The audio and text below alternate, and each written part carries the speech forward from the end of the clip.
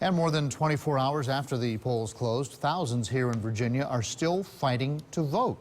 Many who were not properly registered were forced to cast what's called a provisional ballot on Tuesday. And new at 11 tonight, WSLS 10's Rob Manch caught up with one of those voters in Roanoke. Rob, why does she think that the registrar's office is to blame?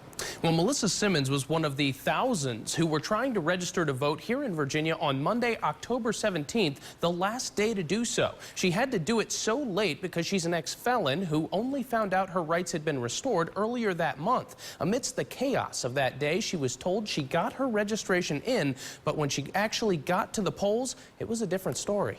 Simmons says when she left the registrar's office last month, she thought she was all set to vote for the first time in her life. And I've even got it wrote here, registration is finished. She carries with her a letter from the governor reinstating her rights, a copy of her online registration. She was even recorded on video submitting her paperwork. But when she got to her voting precinct, it turned out none of it mattered. Yesterday, when I went to vote, they didn't have me in the computer anywhere, so I started getting worried. Simmons says after 47 years of waiting to cast her ballot, she couldn't believe another obstacle was in her way. It's not fair, and I don't understand. It's like they took my rights away from me again. Simmons isn't alone. On Tuesday, more than 13,000 other voters in the state of Virginia had to cast provisional ballots. More than 100 of those were in the city of Roanoke. Those ballots have to be reviewed by the Electoral Board before they're counted. Simmons was determined going into a review on Wednesday. I worked too hard for them to take this away from me. The media was not allowed inside the meeting. After the half-hour review, we caught up with Simmons again. Told me that my vote counted and that I'm now a registered voter.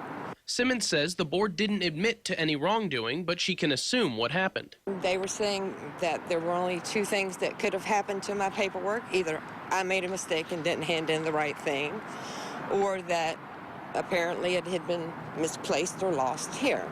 Because Simmons had video of her handing her paperwork in, only the second explanation made sense. The registrar's office messed up. Simmons says she's happy to officially be registered, but the process shouldn't be this hard. I'm sort of frustrated. It makes me wonder what's happened to other people. There are other people in there fighting to find out why their vote didn't count. Well, we asked the registrar's office for a comment, but they declined as they still had two other voters' provisional ballot cases to hear before the close of business today. As for Simmons, her vote will count, if only a day late. In studio, Rob Manch, WSLS 10.